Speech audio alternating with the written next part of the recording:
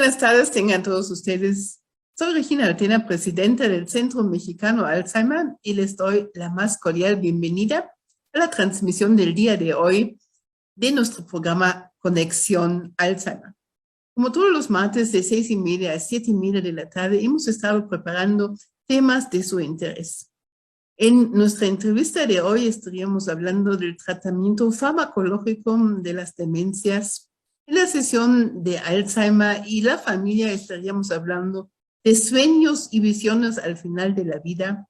Y en la sección de Cuídalos, conoceremos cómo buscar el bienestar de la persona mayor. Nos pueden escribir siempre a contacto@cmalzheimer.org.mx. También nos pueden llamar en la Ciudad de México al 55 53 39 56 61. Repito, 55 53 39 56 61. Y también pues pueden dejar sus comentarios, sugerencias, preguntas, dudas en nuestras redes sociales, donde nos encuentran en Facebook e Instagram como Centro Mexicano Alzheimer. Vamos a dar inicio pues a la transmisión del día de hoy. Nuestro invitado de hoy, tengo el gusto de presentarles al doctor Leopoldo Martínez Islas, quien es especialista en geriatría y gerontología. Muy buenas tardes, Leopoldo, ¿cómo estás? ¿Cómo estás, Regina? Un gusto saludarte. Muchas gracias por la invitación. No sabes para mí qué alegría es el volver a estar contigo. De repente los tiempos, la pandemia y todo nos hizo un poquito separarnos en esa parte, pero sabes que cuentas conmigo y para mí es un honor estar contigo, con el Centro Mexicano de Alzheimer, el cual es para mí un área importantísima para el apoyo, para la ayuda de los pacientes con esta patología. Entonces, muchísimas gracias por la invitación. Es un honor y una alegría estar de nuevo contigo, Regina. Un gran abrazo. Al contrario, muchas gracias por tu tiempo, por estar con nosotros. Bueno, sí, hubo algunas noticias en el Inter desde la pandemia. Ya hemos estado impartiendo más de 7,000 sesiones en línea. Hemos estado haciendo esta campaña, el Mariachi del Recuerdo, que también ha tenido como bastante pues noticia, y hemos sido honrados con el Premio Nacional de Salud de este año. Entonces, correcto, y estoy muy al pendiente de eso y muchas felicidades. Y claro que vi toda esa parte que trabajaron en línea, que fue maravilloso y que fue una gran ayuda para estos adultos mayores con esta patología y con otras en un momento dado, al cual tú y tu centro apoyó muchísimo. Entonces, muchas felicidades por ese premio tan merecido que lo obtienes. Entonces, un gran abrazo a todo tu gran equipo, porque sé que también es un gran equipo el que está contigo. Entonces, muchas felicidades y un gran abrazo. Muchas gracias. Hago extensivas justamente tus felicitaciones con gusto al equipo, porque sí, es un gran equipo que trabajamos aquí en Centro Mexicano Alzheimer. Platícanos un poquito antes de que entremos al tema de la entrevista. ¿Quién es el doctor Martínez? ¿Dónde ha laborado? ¿Cuál es su experiencia? Platícanos tantito.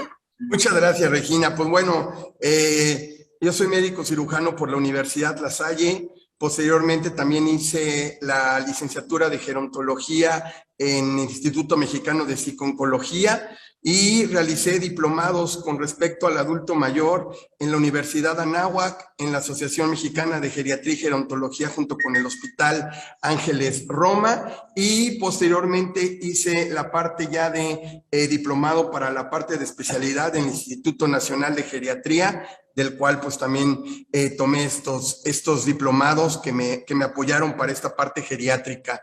Y pues bueno, en el área laboral, pues con todo gusto trabajo en varios, doy clases en algunas universidades, en la materia de geriatría, estoy apoyando en algunos asilos, los cuales pues formo parte de ser el coordinador médico y gerontológico de 2 asilos, del cual estoy muy contento, y pues también soy jefe de servicios médicos en 2 instituciones educativas. Entonces, pues bueno, mi gran pasión, que es la atención hacia los adultos mayores, y también mi otra pasión, que es la parte de enseñanza, de docencia, la cual te da una gran experiencia.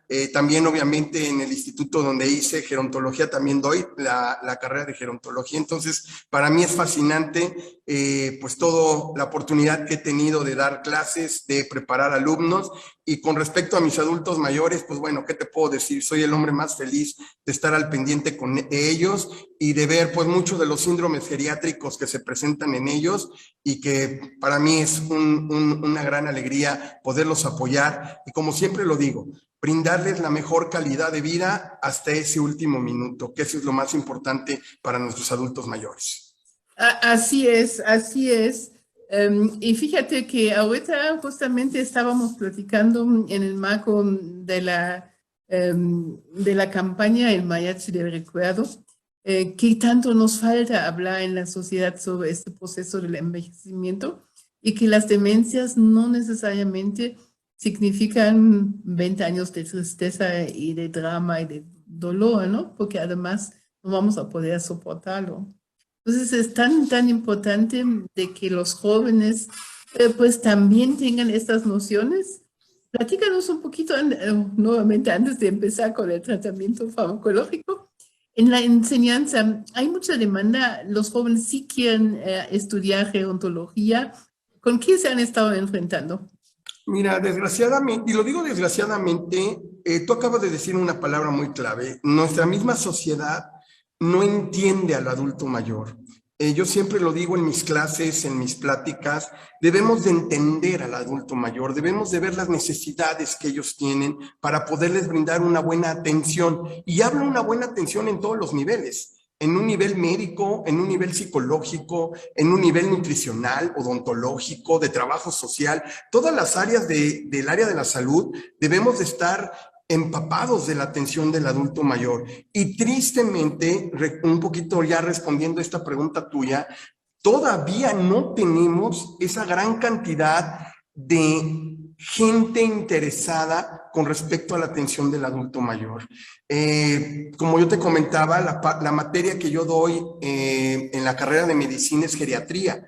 Para muchos de ellos es una materia para pasar, o sea, ya tengo que tomarla porque tengo que pasar y voy a llegar al internado, porque es una de las materias de las últimas de la carrera de medicina. Muy pocos, si te lo puedo decir así, muy pocos realmente se han acercado conmigo y me han dicho, me interesa la geriatría. Sí me interesa esta geriatría y quiero atender a los adultos mayores.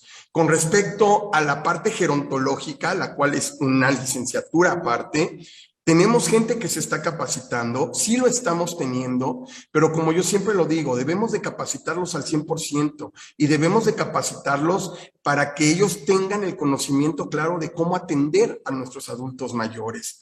Sí nos falta mucho, hay muchas áreas, como ejemplo la enfermería. Tristemente, conozco a jefas de enfermera del ISSSTE que me han dicho que han tenido que cerrar el curso de enfermería geriátrica porque no se están inscribiendo las enfermeras. Están buscando áreas ginecológicas, pediátricas, de cirugía, pero el área geriátrica no. Y es un área muy importante que debemos nosotros de trabajar. Y además, pues está justamente porque la población va para allá, ¿no? Correcto, lo sabemos que la pirámide se está invirtiendo. Y algo muy importante que ya va relacionado con nuestro tema y con el trabajo que tú haces, es que a veces creen que los pacientes que tienen alguna patología neurodegenerativa, dentro de ellas estamos hablando las demencias, creen que es algo muy fácil de atender, creen que es muy fácil de cuidar, y realmente no va por ahí. Realmente todos los que atienden a pacientes con una enfermedad neurodegenerativa, que estamos incluyendo aquí a las demencias, a veces no saben cómo atenderlos, a veces no conocen la enfermedad, no conocen la demencia, y si no conoces algo, no puedes atender algo.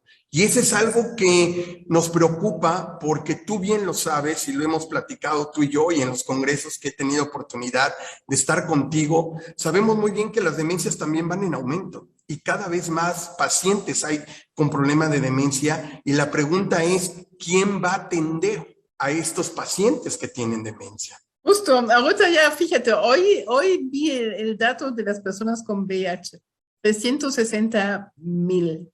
En febrero, el 4 de febrero, estuvieron publicando la cifra de las personas con cáncer, 550,000. Pero estamos hablando de 1.8 millones de personas con algún tipo de demencia. O sea, 3 veces más entre ambos padecimientos de los cuales sí hablamos del cáncer, sí hablamos un poquito menos del VIH, pero sí hablamos y de la demencia no hablamos, ¿no? Correcto.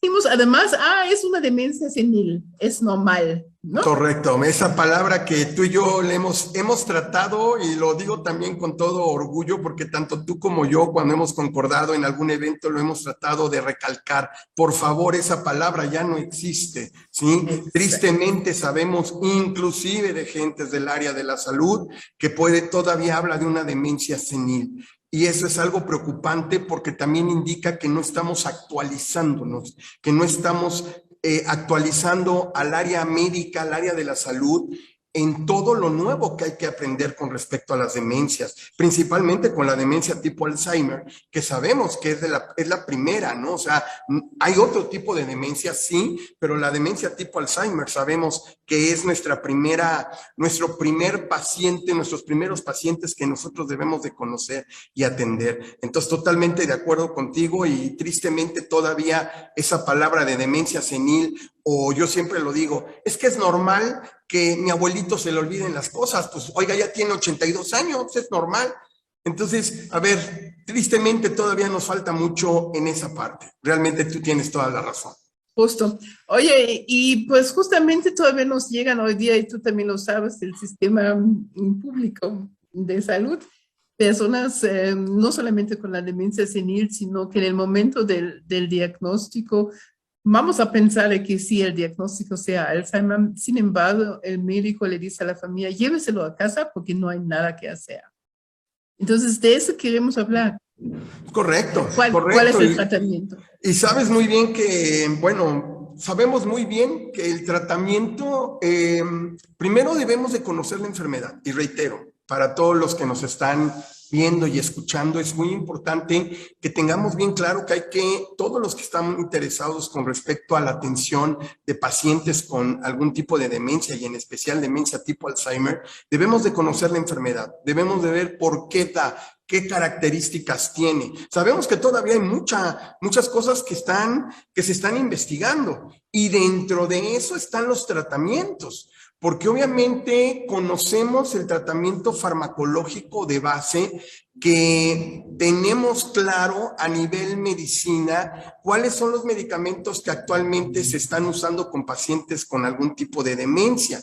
Sabemos muy bien que los medicamentos inhibidores de la colinesterasa, sabemos muy bien que hay medicamentos que actúan de una u de otra forma. En específico estamos hablando de la galantamina, ¿sí? Estamos hablando de la memantina, la cual es un medicamento que se usa mucho en pacientes con demencia.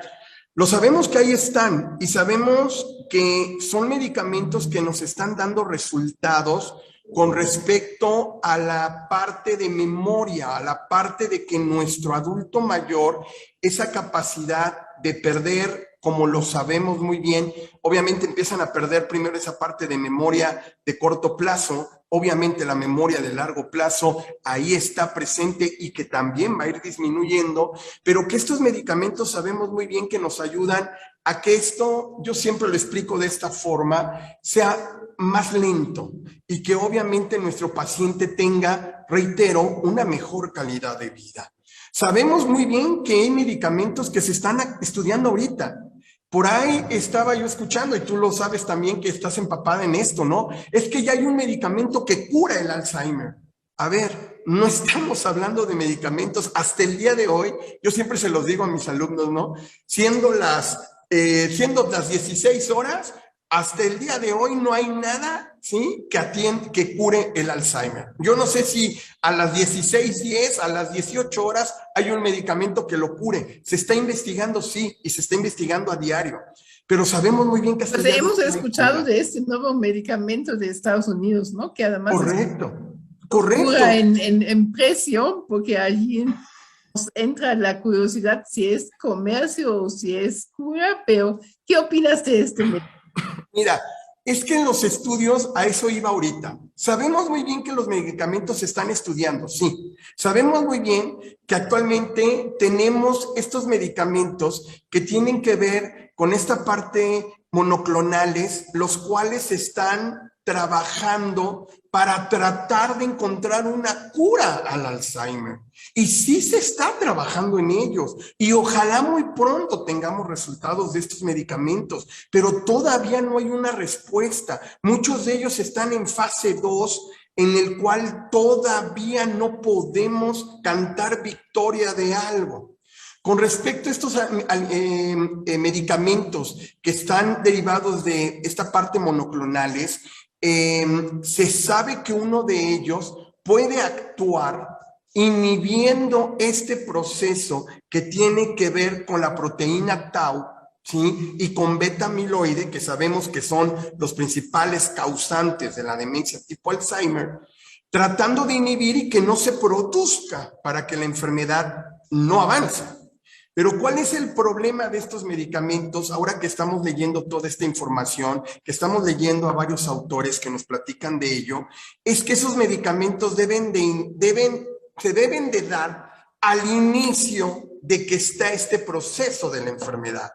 Y aquí tenemos nuestro primer gran problema. Tú y yo sabemos de la clínica que nunca nos llegan en la primera etapa, ¿verdad? Correcto. Entonces, claro, oiga, es que es un medicamento que cura el Alzheimer. Sí, pero necesito darlo cuando está iniciando la enfermedad.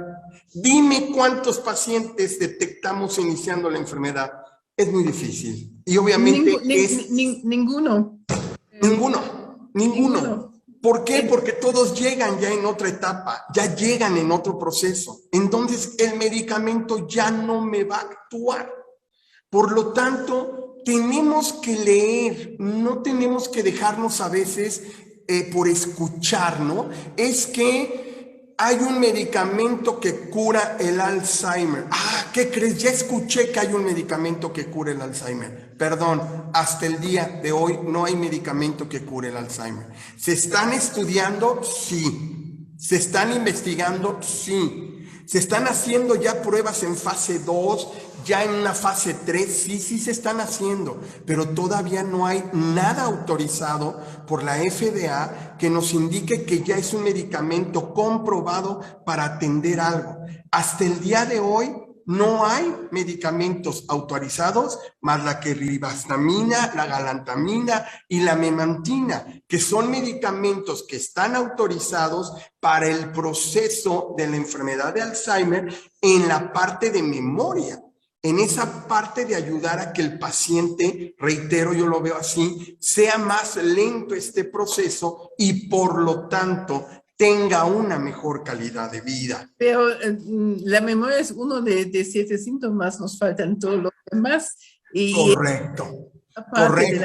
De la desinformación que reina en la sociedad, ¿no? Claro, porque tenemos que ver si ese paciente que tiene una demencia tipo Alzheimer no tiene alguna otro tipo de situaciones, otro tipo de cambios de conducta en los cuales necesitemos de medicamentos ya específicos a nivel cerebral, a nivel psiquiátrico en muchos de ellos, que nos ayuden a que nuestro adulto mayor con algún tipo de demencia tenga una mayor tranquilidad. Sabemos cómo son las etapas de la enfermedad y sabemos que cada paciente es distinto. Yo siempre lo digo, es que el libro es muy bonito, los artículos son muy bonitos. Yo le digo a mis estudiantes, es que aquí dice esto y esto. Y les digo, sí, yo no estoy diciendo que no. Pero cuando ustedes estén frente a frente con un paciente con demencia tipo Alzheimer, cada uno de ellos es distinto. Y cada uno de ellos tendrás que abordarlos farmacológicamente de distinta forma. porque cada uno de ellos podrá tener o no alguna característica. Entonces, sí es muy importante el tener el conocimiento claro de la enfermedad para ver el abordaje farmacológico que tendremos que darle a nuestro adulto mayor. De acuerdo, porque bueno, nosotros hacemos lo mismo en la parte del acompañamiento de los familiares y cuidadores, diciendo siempre que conozcan, comprendan y acepten la enfermedad, ¿no? Correcto, correcto. Las tres etapas que estamos manejando. Y justamente, ¿no? La parte farmacológica es coadyuvante a otra parte importante, ¿no? Que es la no farmacológica. Claro, perdón, y tú lo sabes, tú sabes que yo siempre también, reitero, siempre lo he dicho y siempre desde que he tenido el honor y el gusto de conocerte y de trabajar con ustedes en esa oportunidad que he tenido, yo siempre lo digo, ¿el tratamiento con medicamentos es importante? Sí. Claro que sí. ¿Y los medicamentos me van a ayudar a que el paciente se encuentre mejor? Sí, claro que sí. Pero yo siempre lo digo y lo digo siempre en mis clases, siempre en mis pláticas que doy, siempre digo, la parte farmacológica es importante, pero la parte no farmacológica toma un papel indispensable para nuestros pacientes con un proceso de demencia. Está comprobado cómo el tratamiento no farmacológico nos ayuda muchísimo con nuestros pacientes que tienen algún tipo de demencia. Hemos visto la maravilla que es el tener una terapia ocupacional, el tener una terapia en la cual, terapias de juego, qué tan importante es, y yo creo que todos nos quedamos asombrados en fechas pasadas, y digo pasadas, que ya hablamos de casi ya el año pasado, de ver lo que sucedía, que fue algo importantísimo en las redes sociales con respecto a la música. ¿Qué le está logrando la música con pacientes con demencia? Para mí fue el estudiar e investigar los videos, los artículos que vienen de España. Sabemos muy bien que España es un país que está trabajando mucho también con pacientes con demencia y ver lo que están trabajando con respecto, por ejemplo, a la música. Lo maravilloso que es esta parte de musicoterapia con el adulto mayor con demencia. Y por eso ahorita que me acuerdo muy bien que ahora que fue tu terapia con la mariachi fue maravillosa. Me quedé asombrado de nuevo de ver a esos adultos mayores, a esos pacientes tuyos, estos usuarios, los cuales cantaban, los cuales se les veía la emoción, los cuales su cara, su facie, como nosotros llamamos médicamente, cambiaba al escuchar algo que a ellos les encanta. Completamente, porque pues la música es lo penúltimo que se pierde y no solamente pues nos ayuda con las terapias de reminiscencia, sino también evocan las emociones, ¿no? Correcto. A mí yo me quedé fascinado y obviamente cuando vi tu video y cuando vi lo que estaban haciendo dije, es maravilloso porque en serio yo veía el cambio que tenía el paciente al tener ese tipo de terapia. ¿Sí?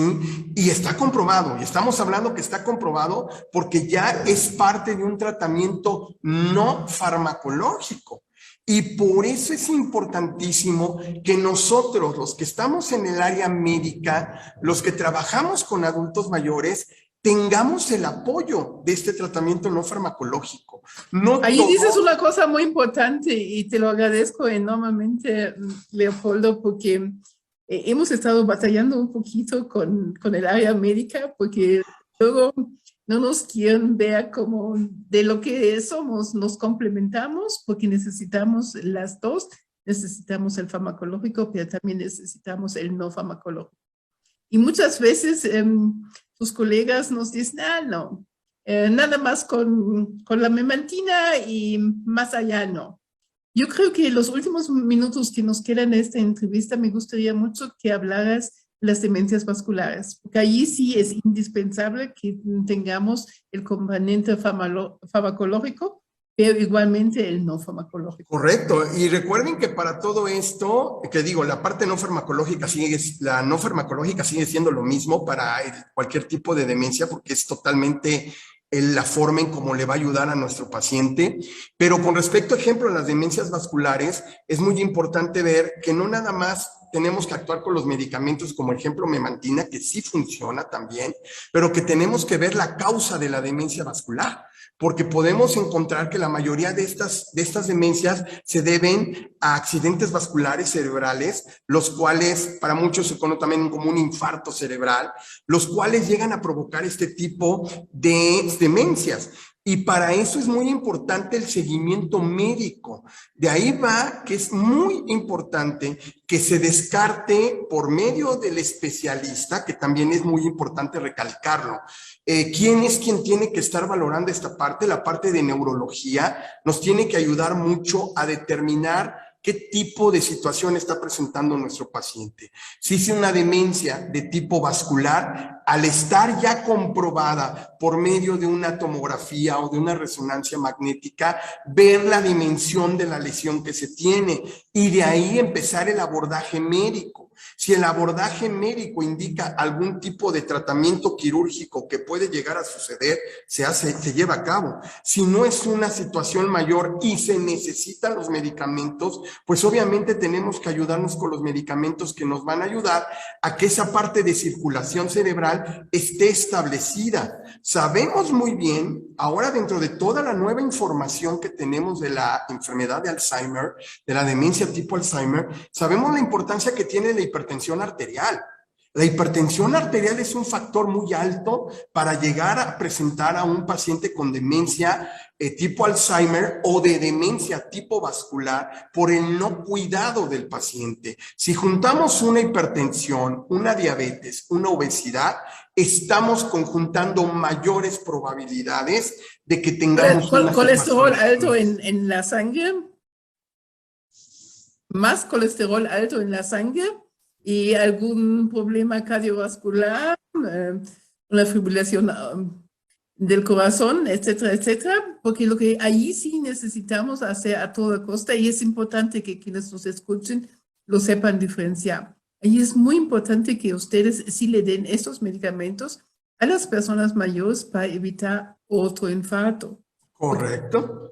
De la demencia vascular depende de nuevos infartos, ¿cierto? Correcto, correcto. Y más entra la parte preventiva, porque necesitamos valorar cómo están esos niveles de lípidos, necesitamos tener un buen control de la presión arterial y obviamente ahí es donde entramos nosotros como área médica para darle un buen seguimiento a nuestro paciente, ver cómo está funcionando ese corazón, ver que su presión esté estable, ver que sus niveles de glucosa estén en unos buenos niveles, tratar de que nuestro paciente tenga un peso ideal o estable para que todo eso no se nos conjunte y obviamente tengamos una consecuencia mayor. Entonces, la demencia vascular es muy importante, en mi opinión, la parte preventiva. Y yo creo que eso es algo que todos nosotros debemos de tener ya, porque mientras más riesgos cardiovasculares tenemos, está comprobado también que más riesgos de algún tipo de demencia podemos llegar a presentar. Y por eso exacto. Es muy importante. Y además también hay más y más formas mixtas, ¿no, Leopoldo? Correcto. El Alzheimer y la demencia vascular. Puede haber una demencia tipo Alzheimer con componentes vasculares.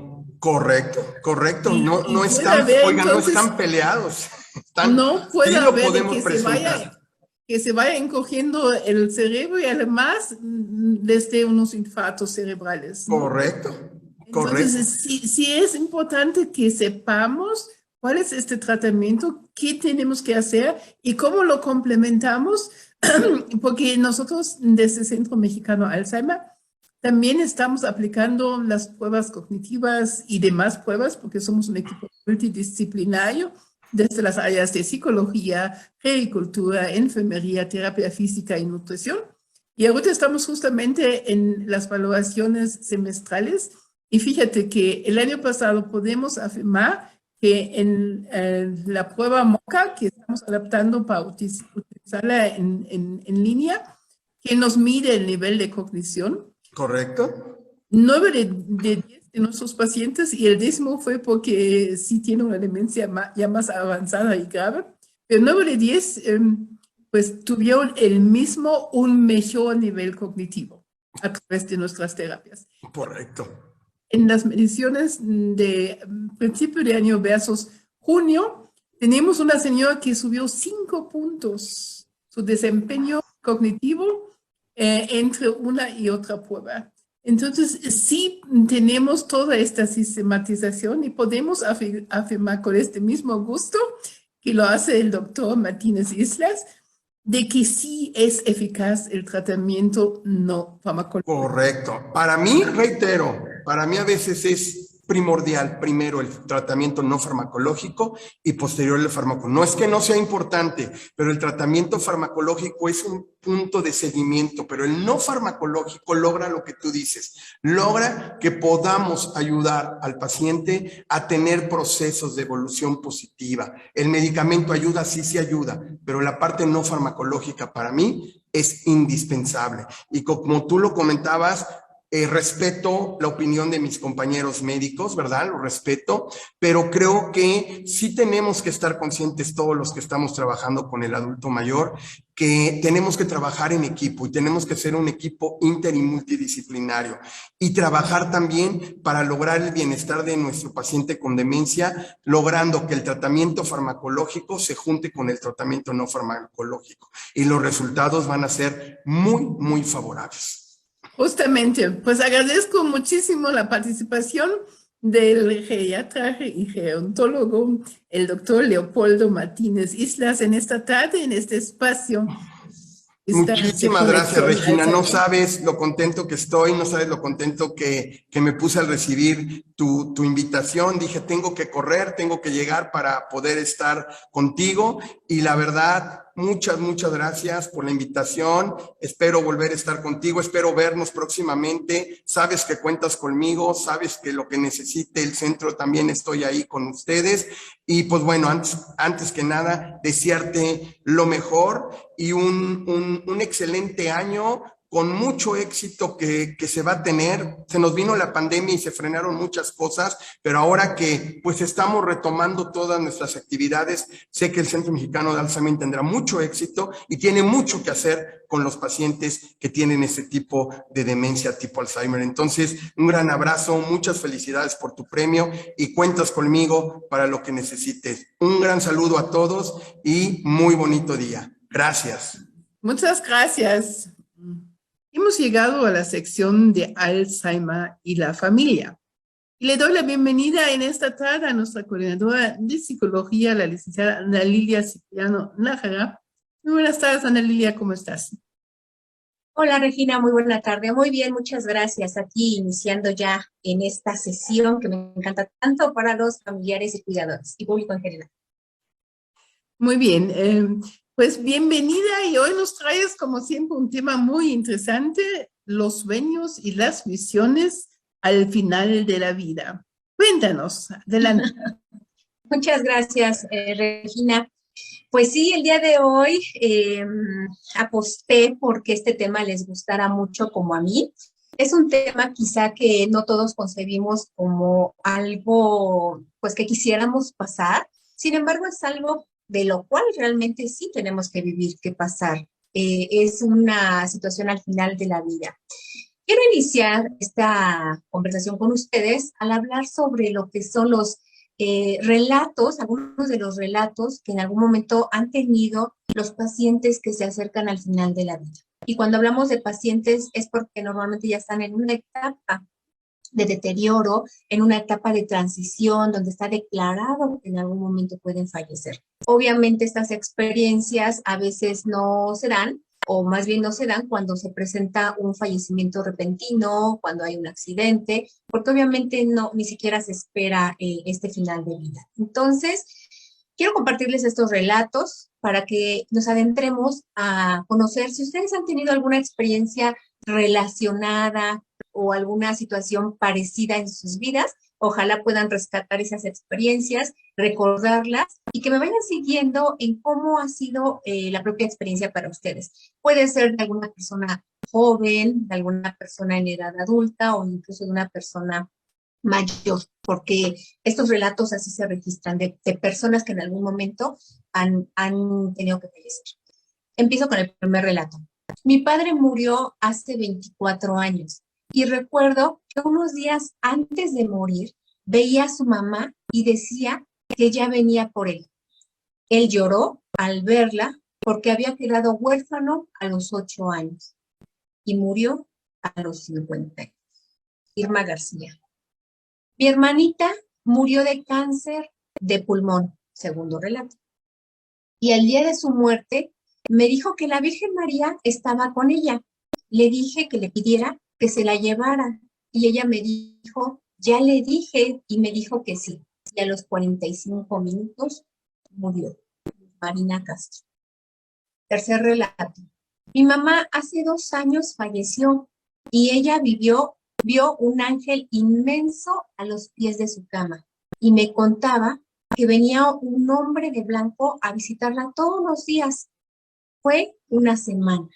La otra entró en terapia y partió. Liliana Fernández. Último relato. Un señor que mataba perros, antes de morir, pedía que sacaran a esos perros de ahí, que le molestaban que estuvieran esperándolo. Y nadie veía perros, solo él. Poco tiempo después, murió. María Sánchez. Cuando nosotros hablamos de estos relatos, ojalá que ustedes hayan podido, en su propia existencia, en su propia vida, experiencia, poder identificar a alguno de ellos, porque son experiencias que vamos acumulando de nuestros seres queridos que en algún momento se encuentran en el lecho de muerte.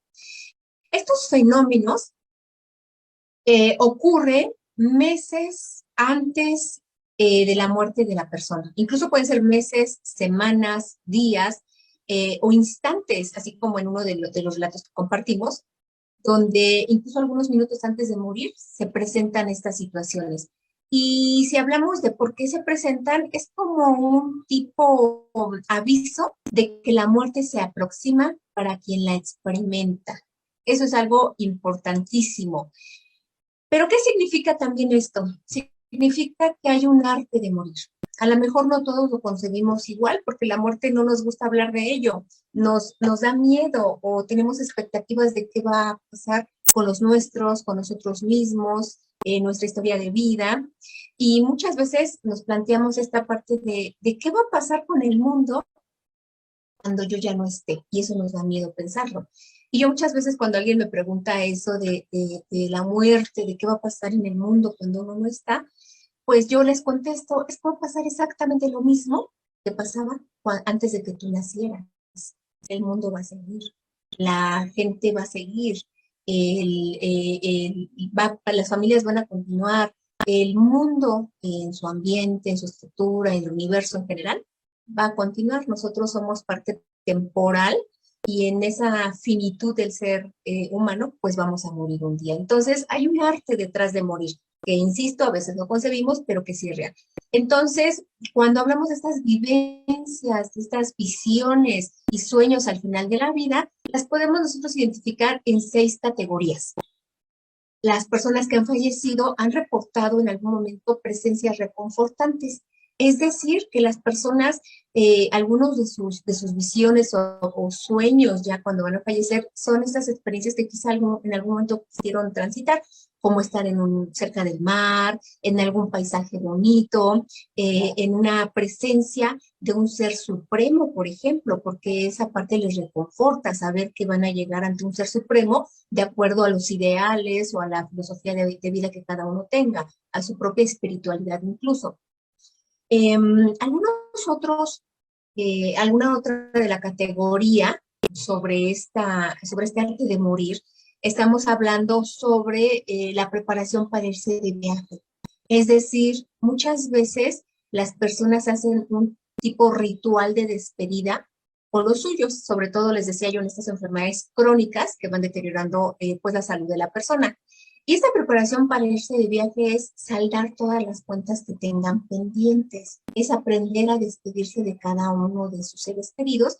Y estas escenas de despedida también las tienen en los sueños, es decir, son sus emociones día a día, son sus deseos día a día, y esto también llega a representarse en sus sueños. sobre todo para aquellas personas que están conscientes de que van a morir. Esto es algo muy importante, porque hay personas que no están conscientes de que van a morir, dado que su deterioro los ha alcanzado a nivel cognitivo. Podemos poner, por ejemplo, las personas que tienen pues demencia o en este tipo de demencias, pues Alzheimer, y a lo mejor de pronto ya no están tan conscientes de esta situación, pero seguramente están experimentando algo a nivel cognitivo y tienen que ver con estas escenas con sus seres queridos, en la voz que les pueden estar diciendo, en dónde se sintieron a gusto, en estas últimas experiencias donde quizá incluso ya ni siquiera nos reportan nada, pero su balbuceo, su mirada, su mano moviéndose, dando un dedo moviéndose, dando una señal de sí, por ejemplo, son situaciones que conectan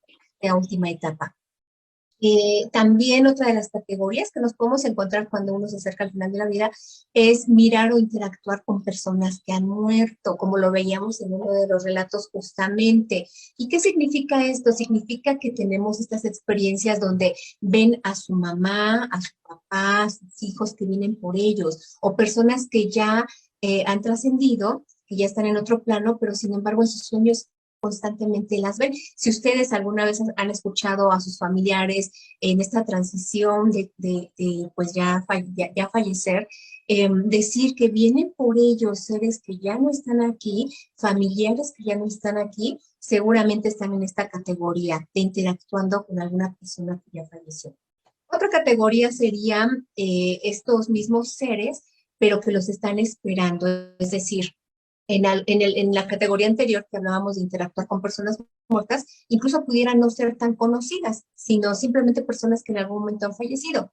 Y en esta siguiente categoría son seres queridos que los esperan, que los llaman, que les están diciendo que se acerquen, que vinieron por ellos, que arreglen sus cosas, que ya se va con él a vivir la vida eterna. Entonces, aquí esta experiencia así la han reportado varias de las personas que están en esta etapa final de vida.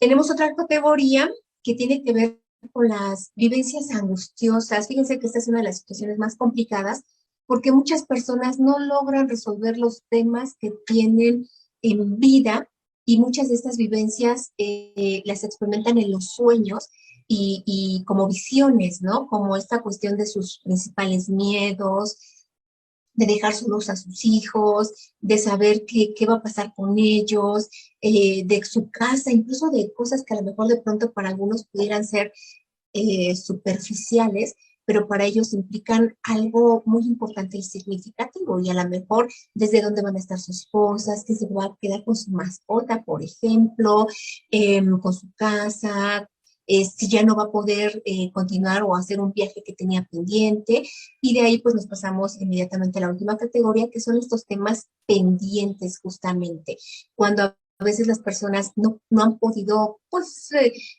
reconciliarse con sus emociones y que todavía tienen pues temas pendientes como enojo, esta parte de tener resentimiento, no haber perdonado, por ejemplo, a su papá, a su mamá, a algún hermano, a alguien que le haya hecho daño, y se quedan con estos asuntos pendientes, y eso es lo que ven al final de la vida, todos los asuntos pendientes.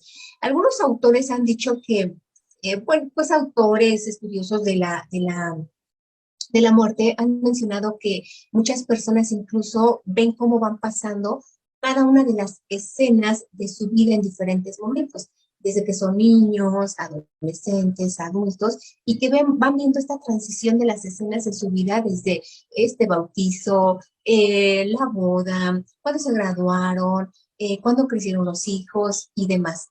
Entonces, algo importante de considerar aquí, que me parece que debemos decirlo, es que hay hipótesis sobre esto. La ciencia no nos ha dado una explicación contundente de qué es lo que está pasando, porque todas las explicaciones que se han dado, pues son sin mucho éxito, pues de saber si efectivamente se dan.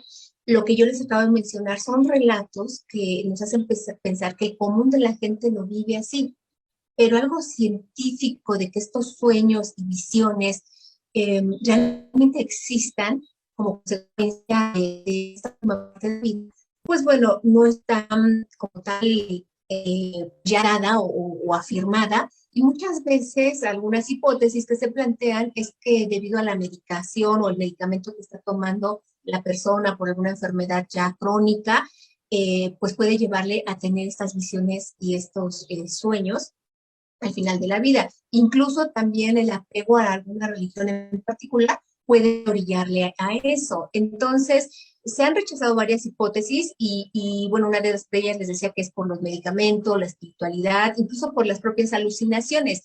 Y estas alucinaciones pudieran ser ya por una cuestión de confusión, que se encuentra ya fuera de la conciencia de la persona, incluso por estas cuestiones ya psiquiátricas o psicóticas, ajá, incluso en los pacientes que ya están por fallecer. Entonces, hay mucha gente escéptica y no religiosa que aun cuando saben que esto no existe, han transitado por una vivencia similar. Entonces, es un tema yo creo que incluso de debate para considerar si nosotros en algún momento consideramos que suceda esto, que nuestros familiares realmente están pues transitando por esta parte. Y si hablamos de la enfermedad de Alzheimer, por ejemplo, pensar cómo nosotros nos estaríamos preparando para saber si vamos a experimentar esta situación o no, o si nuestros familiares lo van a experimentar. Recuerden uno de los relatos que les mencionaba yo, que es sobre esta niña que le pidió a la Virgen María que se la llevara y que le dijo que sí, y finalmente se la llevó. Entonces, así uno a veces no sabe qué va a pasar al final de nuestra vida, pero realmente estará sucediendo esto que nos dicen varios especialistas en el tema.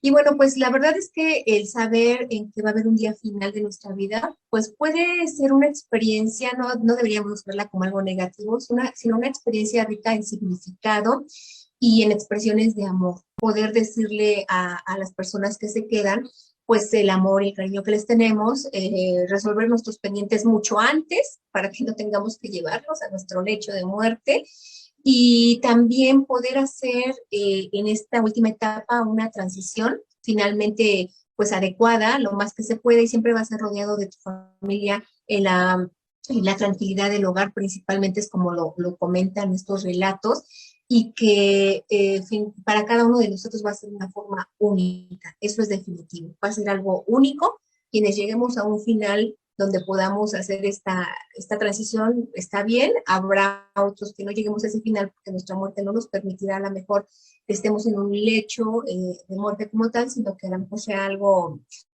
prematuro, un accidente, algo inesperado y pues también ahí ya no habría una forma de despedirse de las personas alrededor suyo. Entonces, hay que hablar del tema. Necesitamos ser conscientes de que puede pasar, necesitamos otorgar las mejores condiciones a nuestros pacientes si es que están transitando por una situación así. Piensen en esas experiencias que ya les comentaba yo que a lo mejor ustedes están teniendo. Y bueno, pues los invito a reflexionar sobre esta temática y a aprender a decirle adiós a nuestros seres queridos de una forma tranquila y aceptando su partida. Entonces, pues espero que este tema les haya gustado, es un tema reflexivo, pensemos en nuestros pacientes y si tienen alguna duda, algún comentario, algo que quieran compartir con nosotros, ya decía yo que es una charla, no siempre nada más es darles a ustedes información, sino que también nos pueden escribir con mucho gusto, atendemos sus comentarios. Regina. Muchísimas gracias, como siempre. Sí es un tema que no lo platicamos y yo creo que sí deberíamos empezar a platicarlo con más frecuencia, ¿no? Para prepararnos un poquito mejor. Gracias, hasta la próxima semana. Te mando un abrazo. Otro para ti, Regina. Bonita tarde. Hasta pronto. Gracias. Hemos llegado a la sección de Cuídalos y le doy la bienvenida en esta tarde a la licenciada Mitzi Escobedo. Muy buenas tardes, Mitzi, ¿cómo estás? Hola, directora Regina, buenas tardes. Muy bien, muchas gracias. ¿Usted cómo se encuentra? También muy bien, aquí con el gusto de anunciarte de que nos vas a platicar cómo buscar el bienestar de la persona mayor. Adelante, por favor. Así es, pues antes que nada agradecerle la invitación de poder estar justamente en esta sección de Cuídalos. Justamente voy a hablar el día de hoy del tema que, como bien menciona, cómo buscar el bienestar del adulto mayor. Muy bien. Mi licenciatura se enfoca justamente en este personaje, digámoslo así, justamente en el adulto mayor. Entonces, creo que a todos durante toda nuestra vida se nos ha hablado de cómo cuidarnos a nosotros mismos, pero ahora bien, vamos a enfocarnos específicamente en el adulto mayor. Lo principal, y creo que es lo que la mayoría sabe, es justamente el hecho de llevar a cabo nuestras 5 comidas. Se nos habla de llevar a cabo 3 comidas completas y 2 colaciones. Esto puede variar dependiendo también de las necesidades de cada persona. Tengamos en cuenta que cada uno de nosotros tenemos, digamos, diferentes enfermedades, encontramos gran variedad, lamentablemente. Entonces, esto es lo principal. Siempre se nos ha dicho que hay que comer y dormir de manera adecuada. Entonces, esto es importante. El segundo punto es justamente el aumento en esta misma dieta de frutas y verduras. Sin en cambio, hay que tener en cuenta que el consumo de frutas hay que tener como este foquito rojo, digámoslo así, por la cantidad de azúcar que se puede encontrar en cada una de ellas.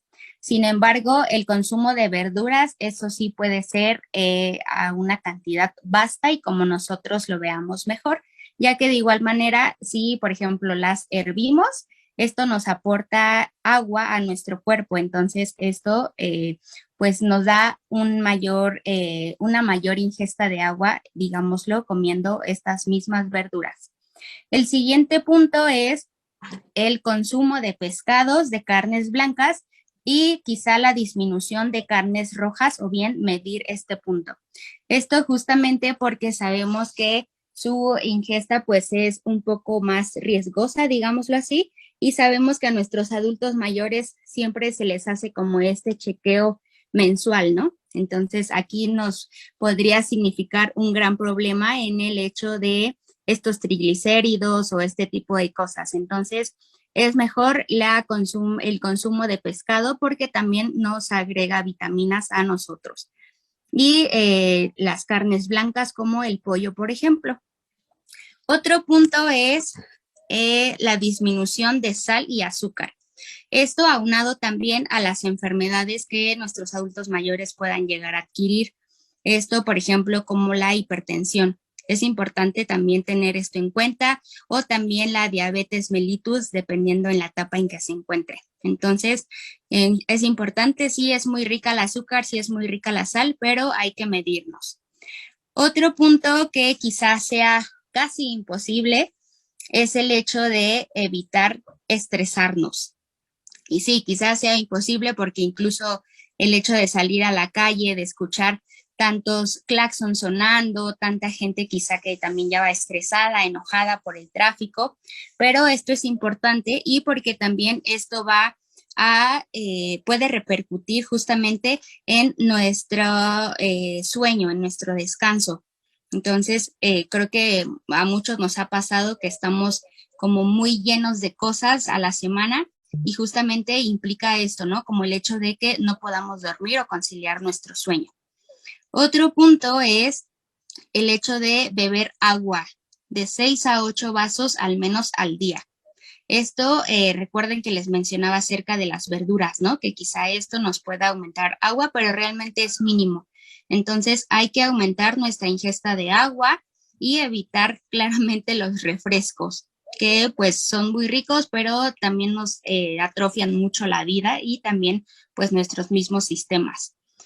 Otro punto es el utilizar aceites vegetales y preferir el aceite de oliva en ensaladas, por ejemplo.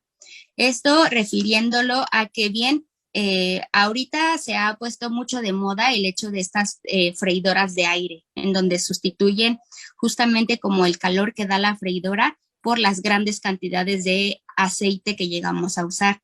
Entonces, esto bien no puede ser de acceso para muchas personas, sin en cambio existen justamente como este tipo de otros aceites, como por ejemplo el aceite de coco o como lo dice aquí, el aceite de oliva, que también se puede agregar a las mismas ensaladas que consumimos.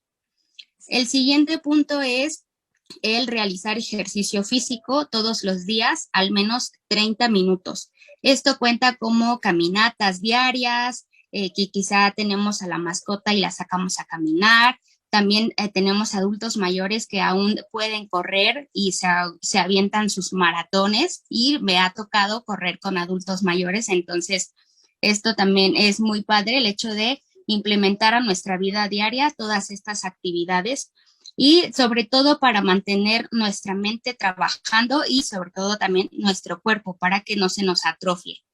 Y el último punto es el hecho de no automedicarse y mantener este control médico regular. Como lo comentaba anteriormente, existe justamente en el adulto mayor este cuidado, el hecho de que mensualmente asisten a sus consultas médicas, les hacen estos diferentes estudios. Entonces, y me parece que justamente en la pandemia se nos hizo mucho énfasis en este punto, en el hecho de no automedicarnos, porque podríamos estar justo como en este proceso de infección por COVID-19 y malinterpretarlo quizá por una gripe común. Entonces, es importante en todos los aspectos no automedicarse y acudir siempre al médico.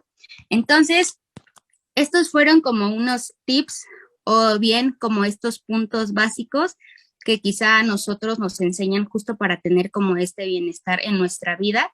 Les mencionaba, esto es de manera general, pero ahorita nos enfocamos justamente más en el adulto mayor, y de igual manera mantener nuestra mente en nuestro tiempo libre ocupada, justamente para prevenir acciones que, por ejemplo, a mí, para mi vejez, cómo quisiera yo llegar a ese punto. Entonces, eso sería lo que yo podría comentarle, señorita Regina. ¿Qué le pareció? ¿Qué le agregamos o qué le quitamos? Muchas gracias. Estoy segura de que quienes nos escuchan, quienes mandamos un saludo a nuestra audiencia, estarán muy pendientes de nuestros tips que les podemos dar. Nos vemos la próxima vez. Muy buena tarde. Hasta luego. Buenas tardes. Buenas tardes. Hemos llegado al final de nuestra transmisión del día de hoy.